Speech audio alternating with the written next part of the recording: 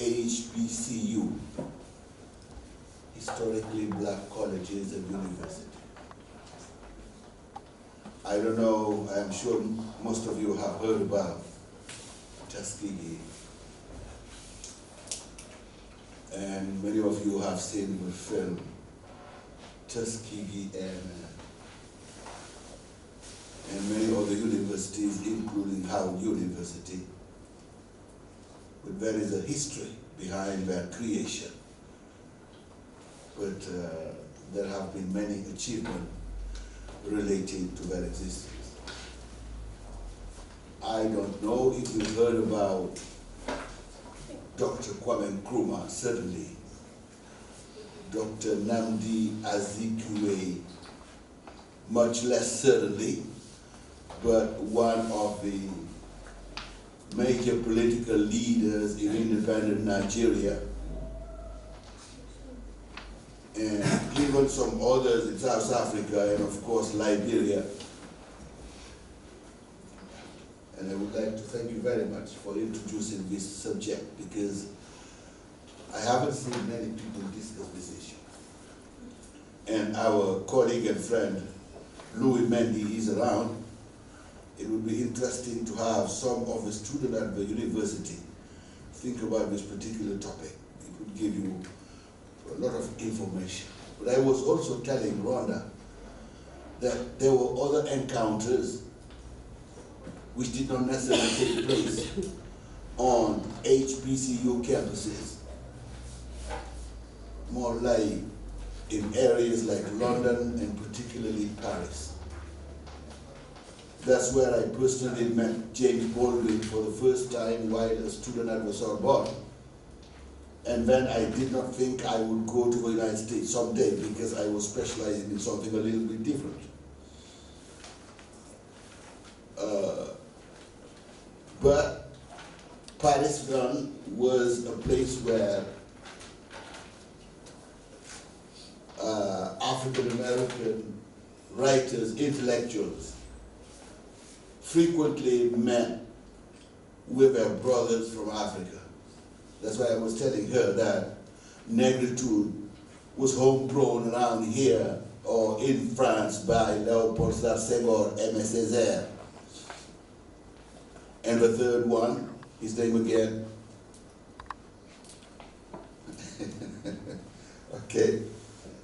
Okay.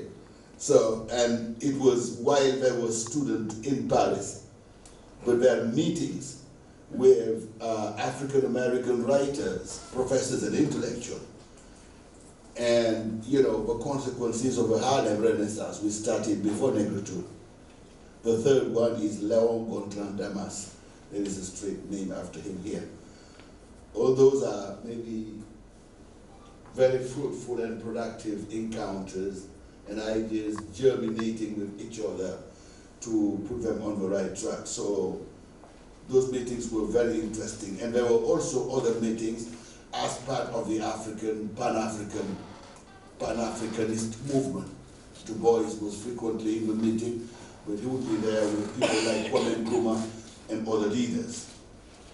So this is a very interesting topic, and I have been bugging her since she came back, because this is not her first time in work.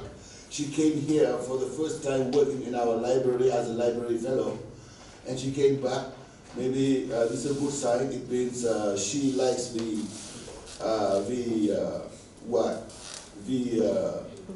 kaldu, the dahin, and the chebujen, which we serve in our restaurant around here. So this is, yes. Yeah, so I have been really bugging her. When she came back, I said, when are you going to give a lecture? We first agreed that she would be giving something on Black History Month. Unfortunately, she had to travel at the last moment for very unfortunate development in her family. And then she came up and she said, now I'm ready, I'm going to give a talk. And she gave me this topic, and I said, you could not give me a better topic, right? You all know her as a smiling lady, very, very nice lady. You know, she sits at your table, you're going to be gratified with a lively, intelligent, intellectual conversation. Limited French. Yeah, even in French, yeah. I was very happy to take her to the wrestling match. I was planning to take her back to the wrestling match this Sunday, but they preferred to go and listen to some jazz in San Louis. Yeah, but after Ramadan, because she's here until August, I will have a possibility to take her to those big matches where people make 100 million CFA. That's right, yeah, $200,000 for 5 minutes. So, Maybe I should change the question. yeah. So she's an international scholar specializing in 20th century history, with a particularly interest in documentary studies, African American history, the Jim Crow era, and the civil rights movement, with a research focused on the role of collective memory. Dr. Jones is developing 2 manuscripts. First one, Archiving Black Bodies, Documenting Racial Violence in the U.S. South, which centers on the challenges of documenting and preserving the painful legacy of African American intergenerational trauma. And second, Freedom is the Hard-Boiled Struggle, Economic Repression and Physical Reprisal during the Post-Civil Rights Movement, 1960s, 1980s. Currently, Dr. Jones is serving as a 2018-2019 Fulbright Scholar teaching African American history at University Cheikh Anta Diop of Dakar in Senegal.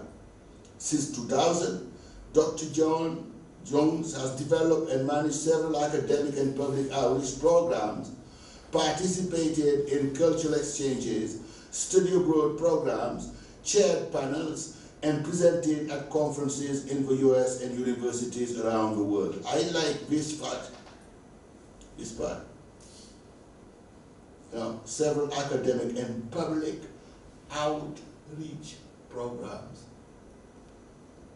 That's the distinguishing feature of US universities, and this is something that is terribly lacking with us around here. We think that our work begins and finishes when we are in a classroom with our students. And we think it starts and finishes when we finish writing an article, and very proud about the papers we write. But what outreach activities do we have to go to the grassroots population and do something good for the community? Louis, we should be challenging ourselves every single day. You know, our university is not simply the campus of UCAD. It should be spilling over and going beyond, you know, those narrow walls of what is called the ivory tower. How many students do we have? How many people there are in this country? 50,000 students perhaps, but we have 15 million. I'm challenging myself by saying this. What do we do as the beneficiaries of the generosity of the Senegalese people? What do we do to take another US phrase? What do we do to give back? You know, outreach. You go to the grassroots population, you discuss a number of issues, or you show them how to do things. They are not students, they are nothing, they are just shopkeepers or something, but you got knowledge and you give it to them.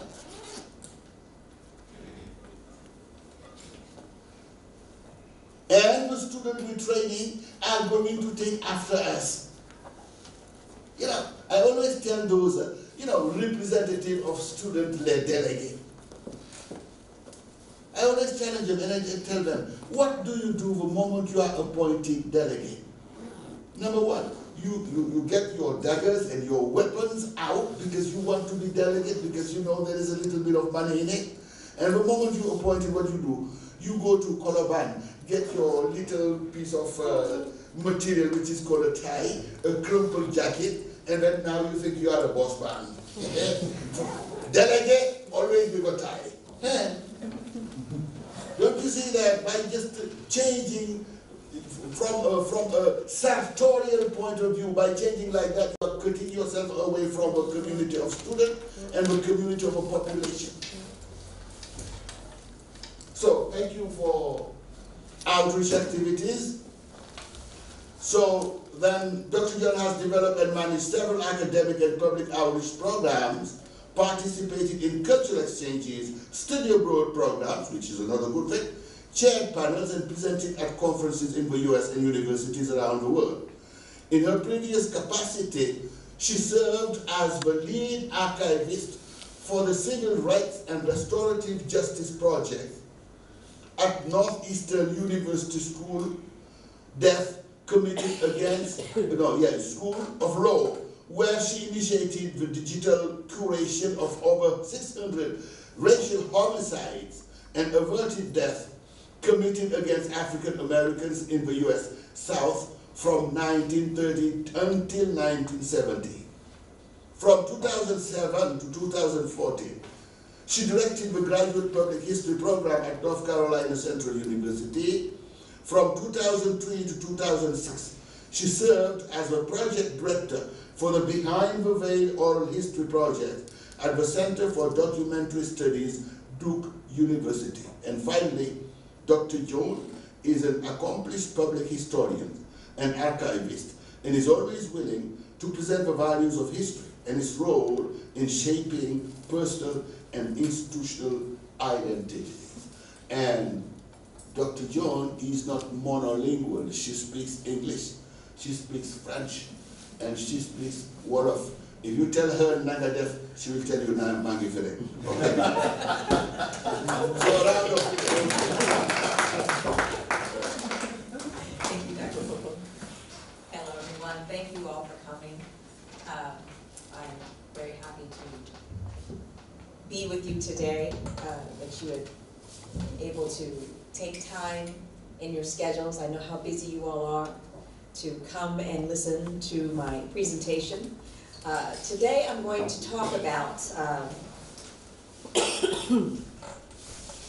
African American encounters with African students at historically black colleges and universities. It's a topic that I have been thinking about for some years. When I was a graduate student, I was writing on, my research was on fundraising and philanthropy during the Civil Rights Movement. And I came across a letter that a student had written to Dr. Martin Luther King and thanking him for his sacrifices, and now that they are here in the South, how they're feeling about the relationship of being African and being targeted, but yet being protected because they were also foreign dignitaries. And then hearing the Kennedy administration say things like, you know, we want this topic, but it wasn't enough for me to write as a full dissertation, so I kind of shoved it aside. And recently, I was thinking about what did I want to present to Dr. Sen, because I didn't get a chance to talk in February for Black History Month, and he wasn't able to attend my talk at the ambassador's residence. And most of my conversations are on my research, which involves racial violence and lynching. And it was a little too heavy, and I didn't want to present something so heavy. So I thought, well, this is uplifting and positive, and I started to put together just some talking points. But also as a digital archivist, I was curious as to how much information could I actually find sitting in my living room. So this was the genesis of that conversation with myself, that I ended up developing 45 slides where there are a majority of primary resources, primary documents, personal papers, photographs, excerpts from books and chapters. And so as I go along and I present to you my research, I just want you to think about that in mind in terms of digitization and archives, and how information is so much more readily available today than it has ever been. And as foreign scholars and researchers, that now you have access to all of this information from home, and you don't have to find the resources to travel, to get on a plane, to meet with an archivist, to make an appointment, for have someone to find that book on the shelf or that document in a box. And so I just wanted to share these points with you. And so let me start because I'm really excited and I hope you will enjoy this. So again, my topic is African and African American encounters at historically black colleges and universities from 1880s to the present. I thought about this, what is Africa to me and what is America to me? And so they're kind of steps to the presentation of inspiration, education, collaboration, and preservation. And so as I go through the slides and you begin to see and understand the relationship and the correlation between institutions and individuals and eventually organizations. So what do I mean when I say historically black colleges and universities? There are currently 105 historically black colleges and universities, primarily in the U.S. South. They were organized and instituted when the Civil War ended after 1865. There were two historically black colleges that are not in the South, Cheney University, which is in Pennsylvania, and Lincoln University, which is also in Pennsylvania, and they started in the 1840s.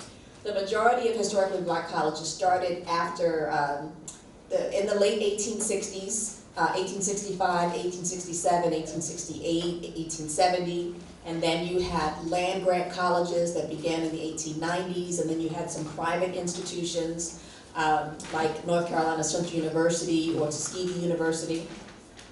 The majority of them in the beginning were financed and sustained by missionaries, the American Missionary Association, so you had a lot of schools that were Methodist funded institutions or Baptist or Presbyterian or what's the other one?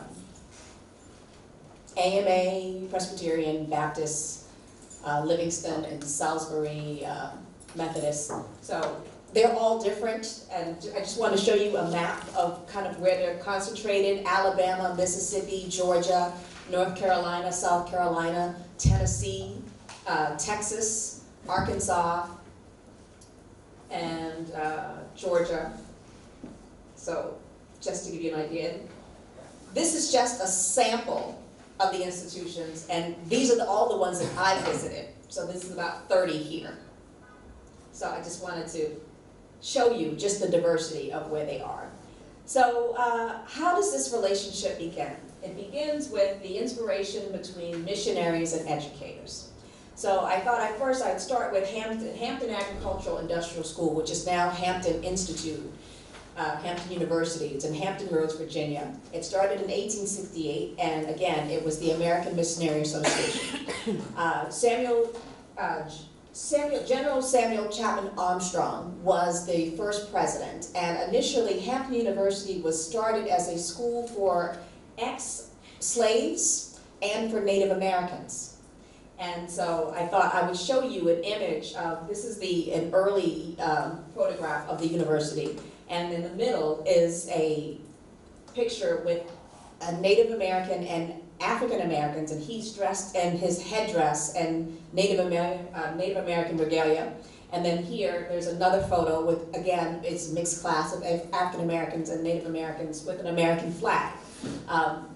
Booker T. Washington was a student at Hampton University, and through his support with Chapman, Samuel Armstrong Chapman, he then went to found Tuskegee University.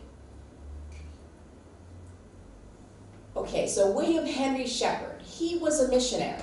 He was a missionary and also a graduate of Hampton Institute. He traveled to the Free State in Congo, and he documented the atrocities of Leopold II. And he was in Africa for 20 years, and he became very familiar with the Kuba and the Congolese, and he learned to speak the language, and he traveled extensively, and he began to collect artifacts. And so he has a large collection of Kuba cloth and Kuba statues, and he began to stay with the people and live with the people. And I found a quote where he's talking about them. He wrote a book, Presbyterian Partners in the Congo, and he says, I grew very fond of the bukaba, and it was reciprocated. They were the finest looking race I had seen in Africa. Dignified, graceful, courageous, honest, with an open, smiling countenance, really hospitable. Their knowledge of weaving, embroidery, wood carving, and smelting was the highest in equatorial Africa.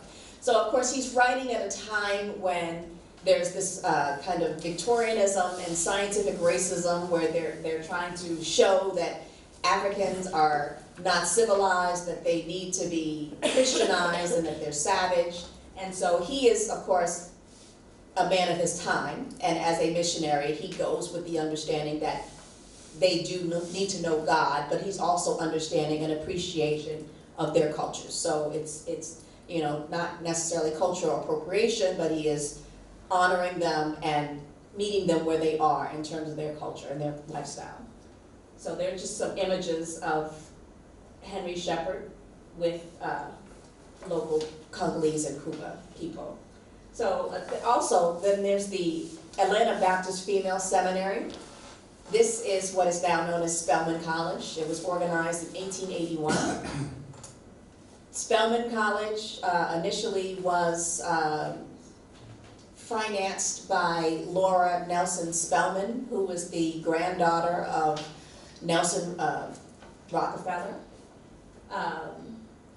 It started in the basement of a church, and it was a single-sex institution to educate and uplift African-American women. Nora Gordon was a student at Spelman College. Many African-Americans after slavery felt the need to serve. They worked as teachers and educators in the Deep South, and they also went to West Africa. And so Nora Gordon was one individual. She, in 1889, became the first missionary student in the Congo.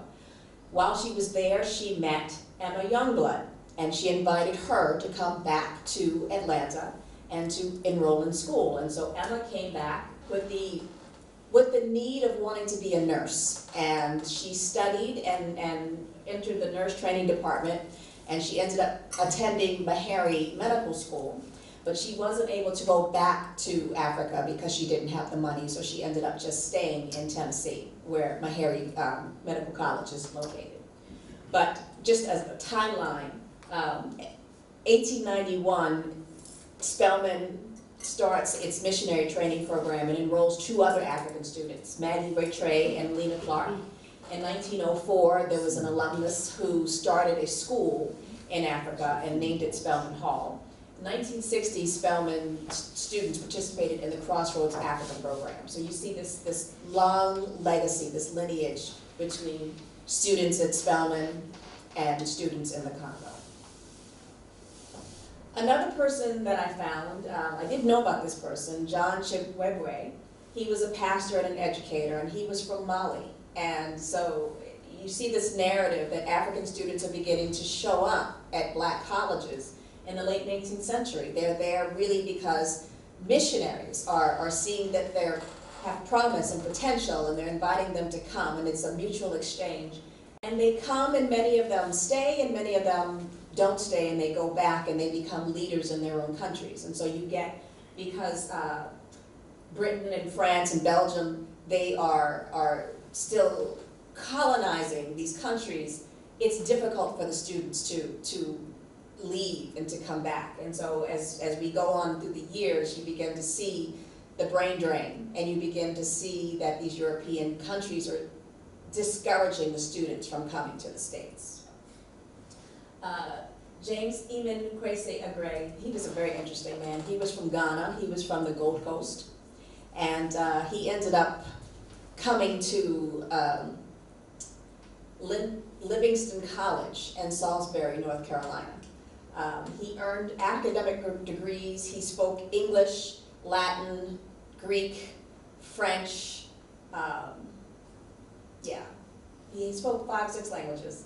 He was a minister in the AME Church, the African Zion Church, thank you, AME Zion Church. He earned a doctorate in theology, a doctorate in osteopathy, and a doctorate in divinity. And so this is an image of him and his family, an image of him when he first enrolled at Livingston College. And then here he is on the currency of Ghana, Bank of Ghana. So I thought that was a very interesting way of memorializing him. He was a very prominent figure in Ghana. And I didn't know anything about him. And Randall told me about him, and I thought, oh, he must be in my presentation. So another institution of prominence, Fisk University, was organized in 1866 before Hampton Institute, 2 years before. It's in Nashville, Tennessee. It was founded, again, by missionaries, American Missionary Association, and later the United Church of Christ. Fisk is unique because it was education for all, regardless of race, and that they had high standards for African American students. These were students 1 year after slavery ends. Slavery ends in 1865, and Fisk is started in 1866. This is an image of a teacher and just giving lessons outside of the classroom, just organizing students and just a moment of reflection that they are having a retreat, more or less. The Fisk Jubilee Singers were an interesting group. They were an a cappella group that they performed initially Negro spirituals. And they were organized to fundraise for the institution. And so as a group, the members changed over the years, but this is an image of the original group and a record that they produced. They raised $50,000 and built Jubilee Hall, which is famous on the campus of the institution. And so the Jubilee Singers influenced many, many people, and a lot of organizations used them as a model to raise funds. One person who heard them was Orpheus McAdoo. He is from North Carolina. He was a graduate of Hampton Institute in 1876. He was also part of a quartet and an a cappella group, and then he joined the Fisk Jubilee Singers. And so as a member, they then start to travel to Europe, because initially they traveled on the route of the Underground Railroad. And so they perform for audiences in those cities and those states. And so when they go to Europe, they then attract the attention of the African Choir. And the African Choir are a South African group that they use the Fisk Jubilee Singers as a model to raise funds for their technical school in Kimberly, South Carolina. So the African Choir have a tragic story in the sense that they travel to London and they are performing, and the performances aren't selling very well, and they are abandoned by a manager in a hotel. So without money, without food, without any resources, they are just stranded. And so it's well written, well documented what happens to the plight of the African Choir. But they were a Christian missionary group as well. And these are some images of some of the members, the choir members. This is the original group. Unfortunately, they are not named, so you don't know who they are in terms of identification, but that's how they looked. And so it was because this is the Victorian era of the 1890s, they, of course, want to be dressed regally, but they, for the purpose of selling tickets and because you have to have the Africans dressed in their native dress, they kind of, it's costuming, and they aren't necessarily happy with looking this way, but they're selling tickets nonetheless. So education is another aspect that I wanted to focus on. And so I have a quote here from James Coleman, who wrote a book, Nigerian Background to Nationalism. He says, African nationalism was born on the campuses of black colleges in America. Tuskegee University, 1881. I mentioned Booker T. Washington as a student at Hampton Institute. He now has formed his own institution, his own organization, and this is an image of Booker T. Washington and one of the first buildings at the university. Tuskegee was interesting in that 3 of their graduates went to the Congo, to Togo, and they had a cotton kind of, it was like a cooperative where they taught the locals how to do different agricultural practices to raise better cotton. And so from 1901 to 1909, they are working with local people in Togo for Germany, growing cotton and selling it for production. So they're training students there to grow cotton. The German officials want the students to then leave this institution and go back to their homes and grow cotton in the same way that they produced it here, because it was so well done and so well manufactured, and it was a really great technique. And so here you see the relationship between Southern planters and the U.S. South, and then Southern African planters in Togo. Pan-Africanist thought, this concept of peoples of African descent, people of color, this unifying body of black nationalism. In the U.S., it was espoused by W.B. Du Bois and Marcus Garvey. In Trinidad, it was C.L.L. James and George Padmore. In Africa, it was Leopold Senghor and Aimé Césaire. This attitude of we are not unintelligent, that we are scholars, we are thinkers, we are intellectuals, was embraced. And you see the increase of African enrollment with this notion, with this understanding of Pan-Africanism. So between the 1920s and the 1930s, they began to have scholarships and they began to have partnerships to bring more African students to the United States. And so you have now historically black colleges being receptive because students want to know about Africa. African students are coming to the United States to learn about Africa because they aren't being taught African history in Africa.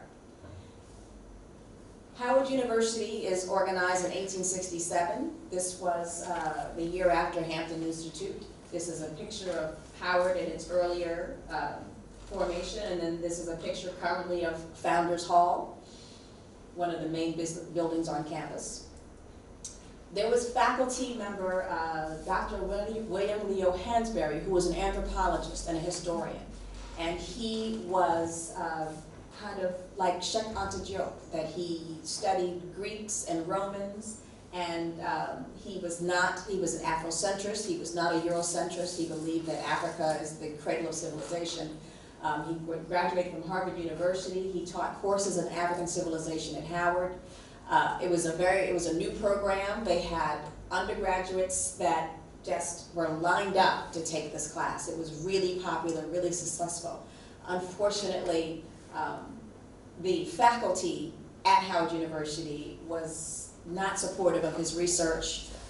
They felt like what he was saying about African civilization was mythologized and that it was not something that was provable, and he was just really being boastful about all of these things that African civilizations had accomplished, but they were in dispute about it. So between African American faculty at the institution that did not support him and white scholars that did not support him, he did not get tenure. He did not do well at the university in an academic setting. He left Howard, he came back. In the 1930s, he began studying at Harvard University and then Chicago, University of Chicago, and then he came back to Howard, and in the 1950s, he got tenure. He made associate professor. So, Montague Cobb was interesting because he was a professor of physical anatomy. In 1929, he went to Howard Medical School, and from 1932 to 1990, he taught physical anatomy. So he basically taught until he died. So this is a man that was really, really vested and loved his work. Currently, the Cobb Laboratory houses the Human Genome Project. And it is a state-of-the-art facility. If you now think about Ancestry, DNA, and all of this 23andMe, this is where it comes from. These linkages of this database, this genomic database of transatlantic and Red Sea descendants. oral microbes and human genomes, and this is a very well-sponsored training students from Africa and around the world at this institution at Howard. And I bring that up because the linkage between, I don't know if anyone is aware of the African Burial Ground Project in New York City. There was, in the 1990s, a federal building was being built, and when they struck ground, they discovered that there were over 2,000 skeletons, and these were African Americans who had been enslaved in New York City. And we always think about slavery only happened in the South, and we didn't really give a lot of understanding to Northern slavery. And so they excavated the bodies, and the bodies were sent to Howard, to the Cobb Laboratory, where they did DNA evidence and testing, and they talked about the interpretation of the bones and how the necks were collapsed because they had so much weight that they were carrying on their heads, that they had indents in their bones from being struck and trying to protect themselves. And so they found buttons, they found all kinds of things when they excavated. But Howard was key in this process because it is now a historic site that's designated by the National Park Service, and so Howard University students, along with African students, were doing the research to document what the symbols meant on the coffins, and so this is kind of now, it's memorialized, and it's right in Wall Street. It's at that area of New York. So there was a big homegoing ceremony where the bones were taken to Howard, and then there was linkages where African dignitaries basically said, if you do this DNA research and you discover that they are our people, then we will welcome them back, and it will be another homegoing, and the bones will come back. So some bones were, remains are still at Howard, and some were actually buried at this memorial site. This is Dr. Greg Carr. He is a professor at Howard University. He is a professor of Africana Studies, African Intellectual History, Pan-Africanism, and genealogies. This top image is him taking his students to Africa, to Egypt. So they spent 9 days in Egypt. He's taken his students to Mali, where they have looked at the books of Timbuktu. And this is him in his classroom. And so this is, you know, it's his life, and he is a graduate of Temple University. It's a very Afrocentric institution, and so he's been at Howard for about 20 years, commuting actually between Pennsylvania and Washington, D.C., and very popular. Students absolutely love him. Lincoln University, another institution that had a number of African students enrolled. Lincoln was, again, it's a northern institution. Oxford, Pennsylvania, 1854. This is an image of the institution when it was founded. This original entranceway. Nnamdi Azikiwe, graduate of 1932, Master of Arts in Religion. He was a classmate of Langston Hughes and Thurgood Marshall. And so this is his book, his autobiography, My Odyssey. And he writes, this is from chapter 3 of his book, that he writes about getting a scholarship and coming to Lincoln University, that he first went to Howard University, and he was a student of William Leo Hansberry. So he's taking classes in African civilization.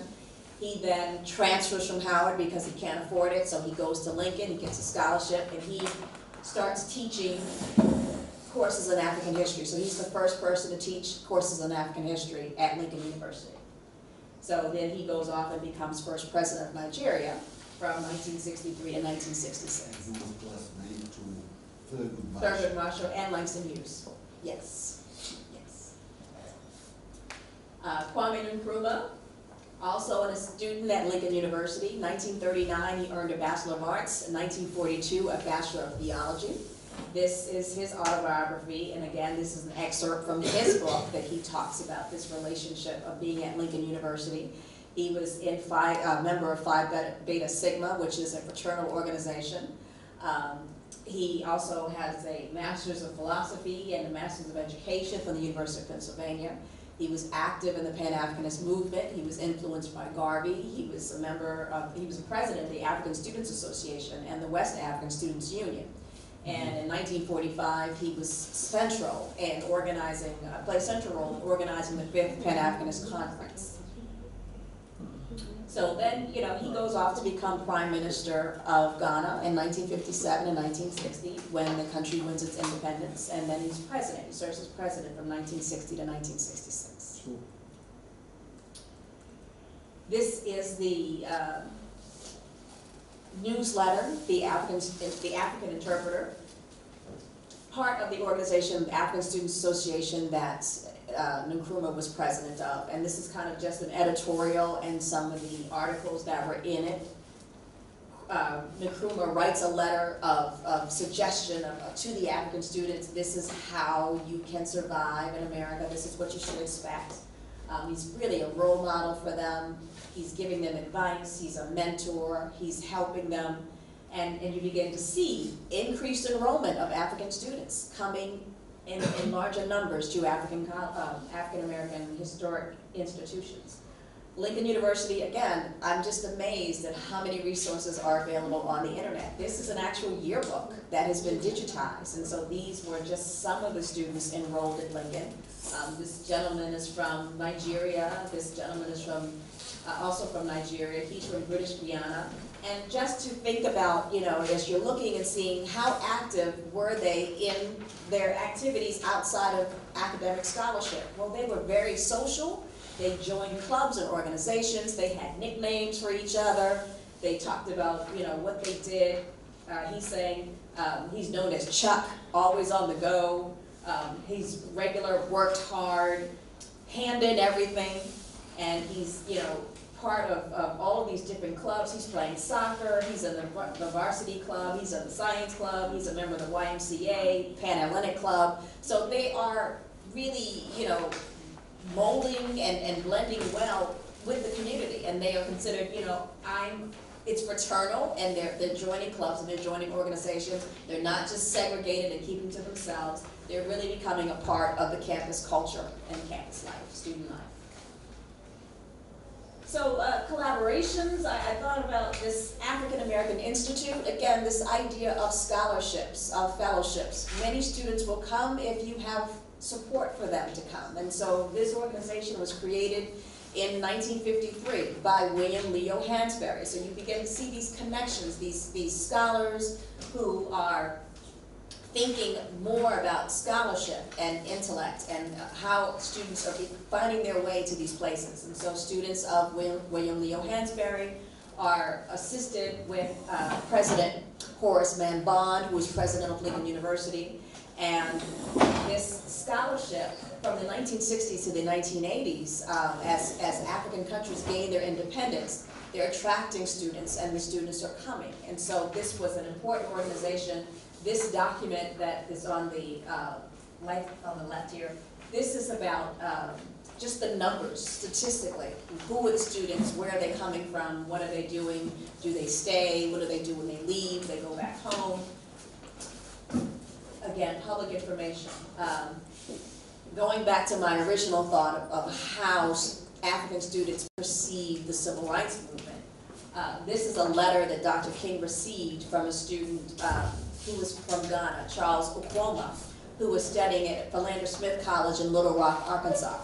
Little Rock, Arkansas in 1957 was in the middle of a crisis in education where they were desegregating schools. And so it's the Little Rock 9 is happening around this time. And so he's writing to Dr. King and he says, you know, thank you for your work in the Montgomery bus boycott in 1955.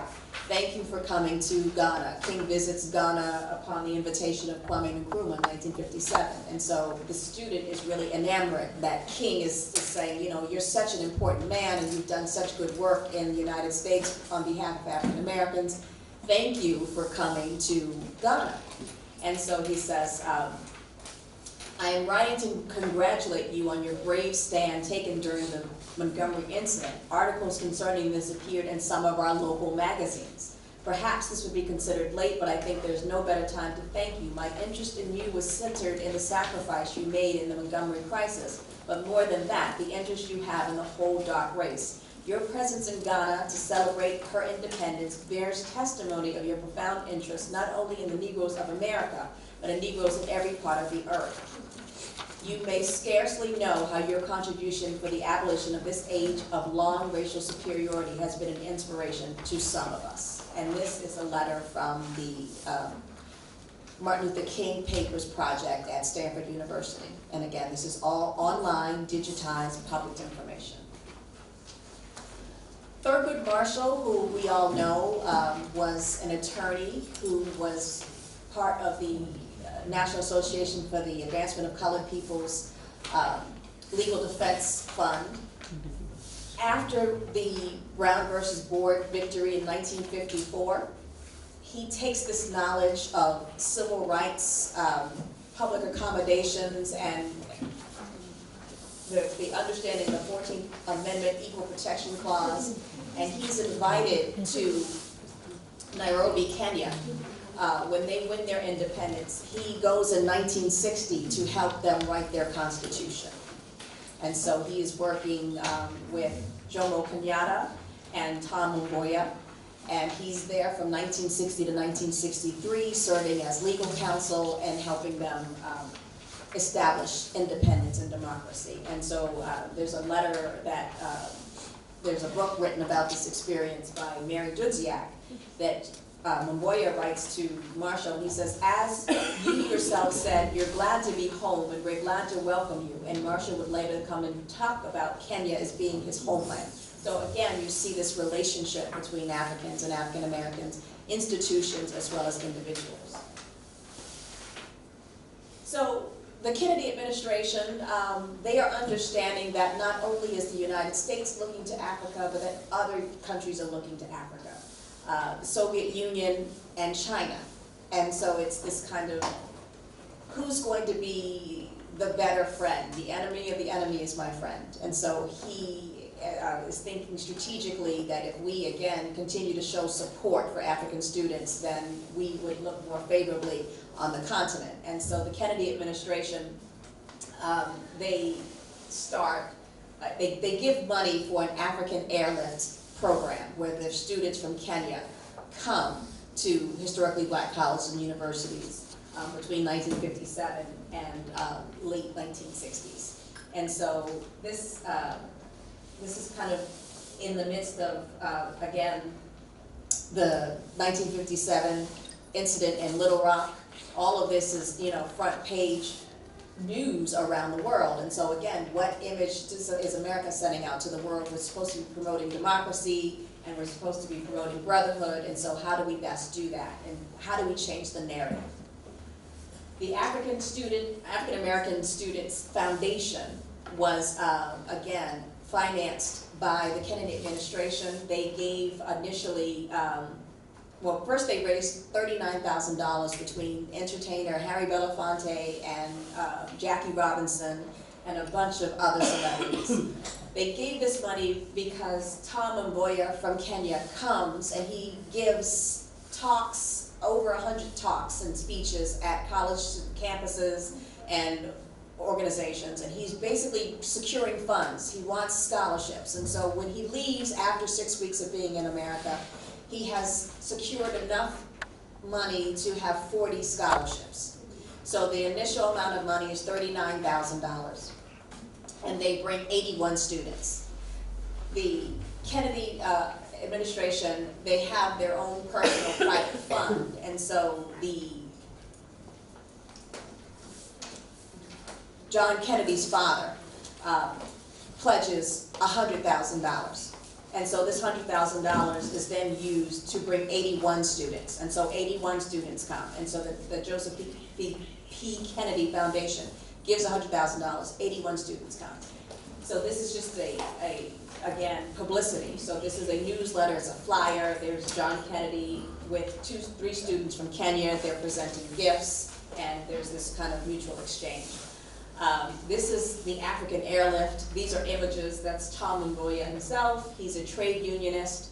So 3 chartered planes bring 222 students from East and Central Africa.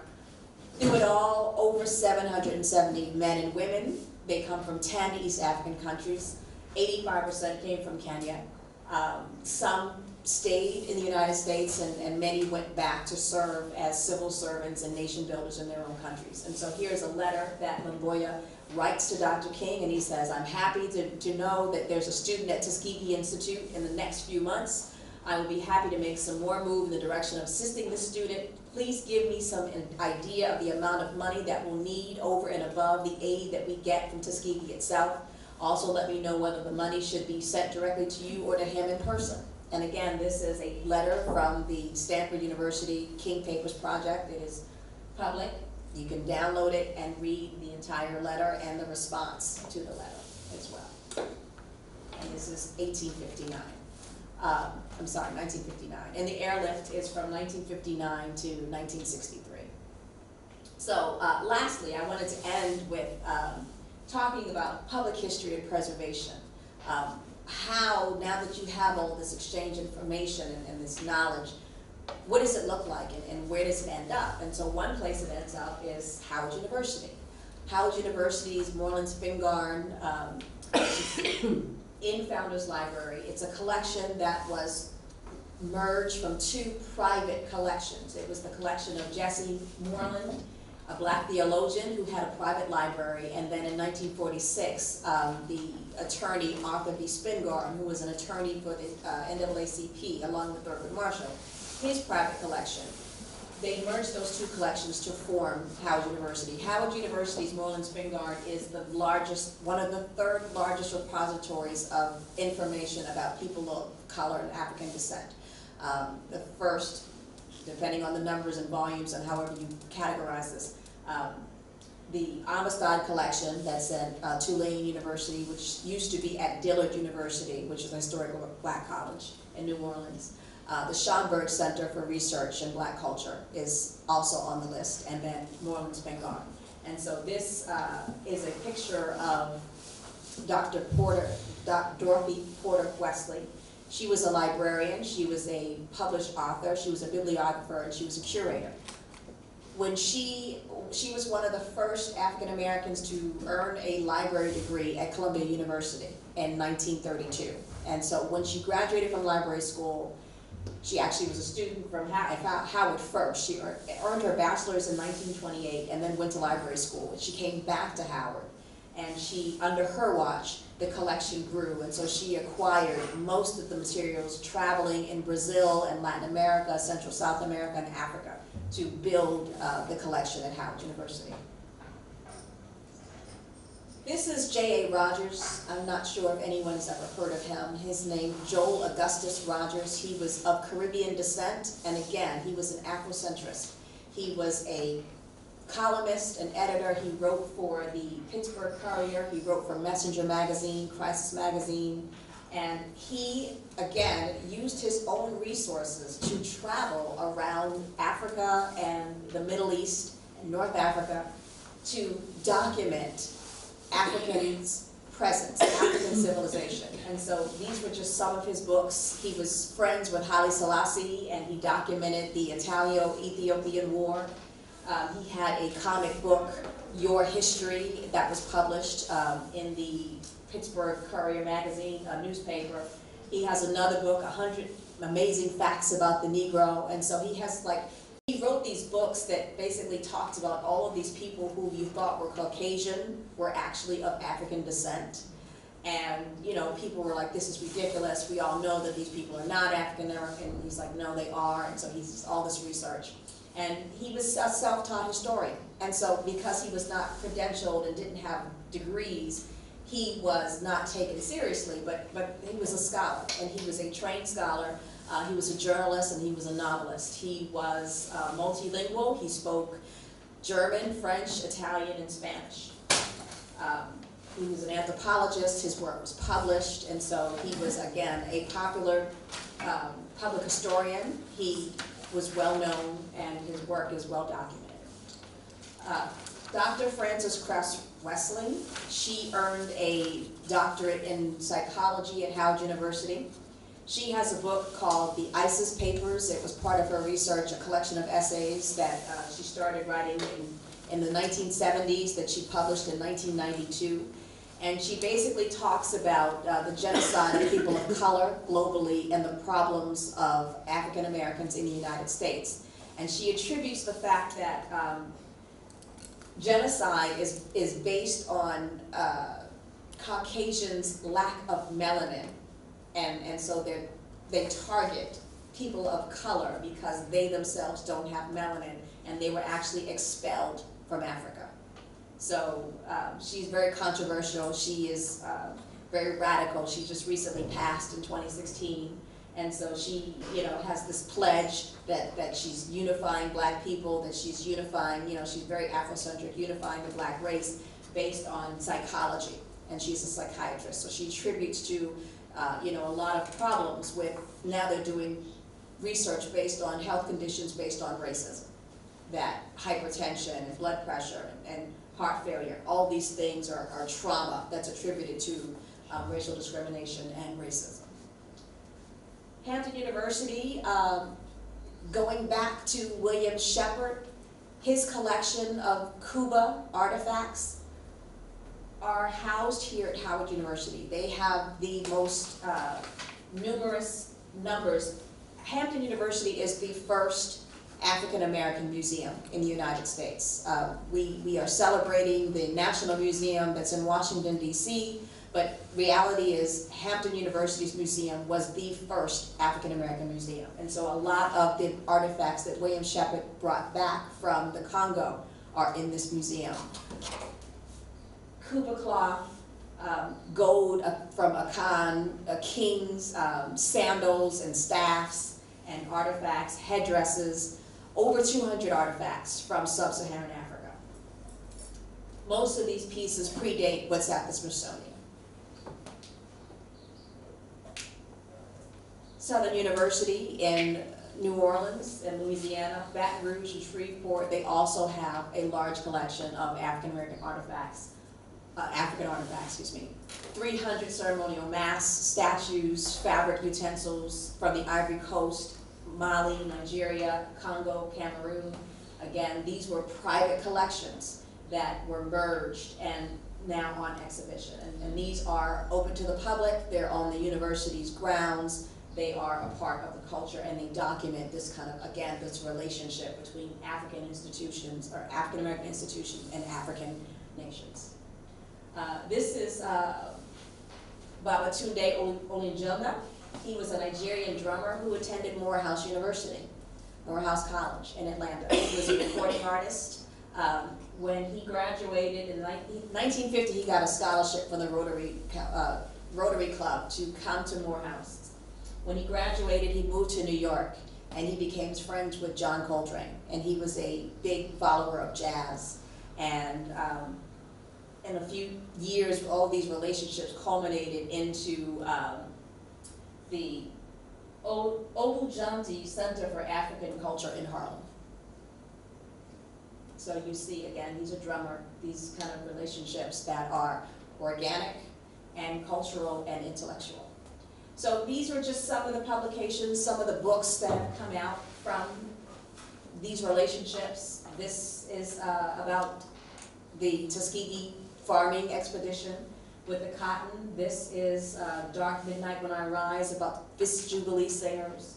This, to conserve a legacy, this is all of the African American historically black colleges and the museums that they have. This was a grant funded from the Carnegie Institute to preserve the art, that the paintings that needed to be restored, and the mask and all the material cultures that they preserved. This is a book on Dr. Porter Wesley.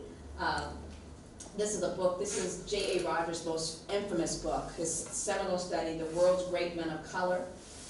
Airlift to America, about the Kenya airlifts, then Thurgood Marshall's African Journey. That's such a small part of his life. I mean, he's known for so much between being a Supreme Court justice and being an NAACP attorney, but he also had a role in, African independence. And finally, Dr. Frances Cress Westlake, and she kind of continues on with this ISIS Papers theme and concept about melanin and genocide. So that was just my way of thanking all that I've learned and I've gotten from Africa. I want to give something back, and as I'm working with students, and they need to like really understand that there are relationships, and there always have been relationships. The world was small even back then. Absolutely. Thank you. You're welcome. Thank you. Thank you very much. Being a Fulbright visiting professor, I realize that you are not here for long, but to my colleagues in the Department of English, especially those specializing in American culture, African American culture, civilization, and literature, with the leadership of Louis Mendy, I think you should think about the possibility, to keep, the strain, connection going, and encourage students maybe to engage on some research projects in this area. There are so many things you can write on. You mentioned a few names. I don't know if people are familiar with them. I begin with one which perhaps will make them laugh because of what I've been doing. I don't know if everybody knows Harry Belafonte. 6 foot, 7 foot, Mr. Tallyman, tally me banana. Till I come back, you wanna go home. 1 foot, 7 foot. Oh, that's a great song. But here you have Harry Belafonte coming from the Caribbean and bringing his contribution to the world of entertainment and changing the face and shape of music in the United States with people like Michael Jackson and so many others. Thurgood Marshall, you cannot talk about the U.S. judiciary without mentioning the so very famous African American, who is one of really the household names in the American judiciary. If you listed 4, 5 of the best known, of the most famous lawmen in the United States, you can't fail to mention Thurgood Marshall. Somebody else, Jackie Robinson. That's the world of sport. When you say Jackie Robinson, you think about Joe Louis, you think about also Muhammad Ali.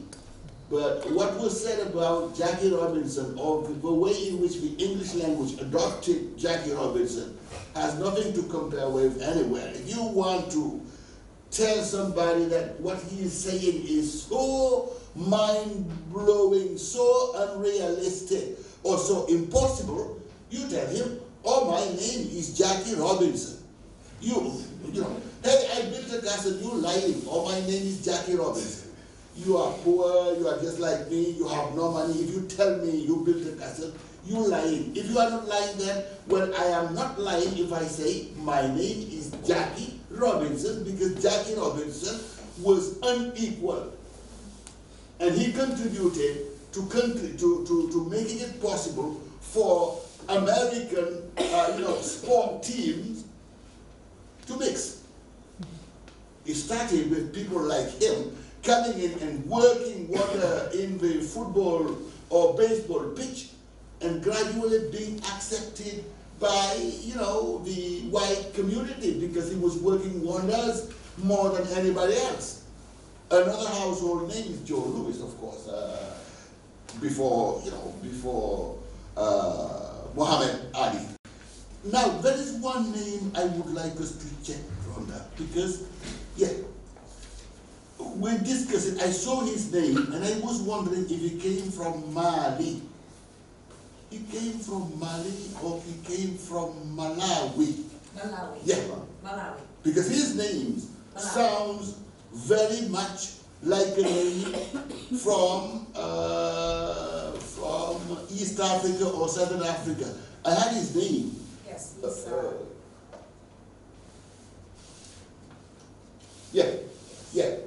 John Chimwe, that part, Chimwe doesn't sound West African. It sounds Southern or Eastern Africa. And I think the first name of Malawi was Nyasaland. Yes. Nyasaland, Malawi, Yes. and there was a typo. Yes, there was a typo. Yeah. My apologies. Yeah, Yes. that's it. That's it. Yeah, maybe two things I would like to maybe add very quickly. That actually you mentioned burial ground, but what was engaged here in a 3-day conference with the African American Museum, the National Museum of African American History and Culture, and there was one famous professor who was specialized and who contributed to doing the excavation work. We had a conference here with IFA on the burial ground. Yes. And those participating were informed about what happened there. Second point to say in relation to this, apart from our study abroad programs, we have special programs promoting, students and faculty from historically black colleges and the universities.